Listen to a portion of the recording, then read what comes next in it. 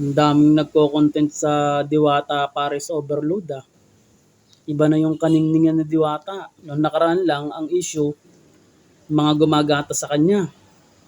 Tapos meron pa na parang nilalait yung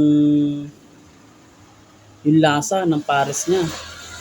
Tapos meron din mga nagtatanggol. Tapos si Diwata, chill-chill lang. Tapos ngayon, ang uso naman, binibigyan si Diwata. Ang dami binibigay sila Rosmar, Vice Ganda, yung mga upuan, yung binigyan na ng house and lot. Iba-iba na ibinibigay, no? Kung ako yung sikat na vlogger at pupunta ako doon, iba ibibigay ko kay Diwata. Timano pagdating. Diwata, Puch, o mag-cans. Tara, money tayo. Kaso ngayon, parang init no? Iba na yalo ko doon. Diwata, nakain ka ba ng cracklings? Maasim-asim. Yung pipinong babad sa suka, nakain ka?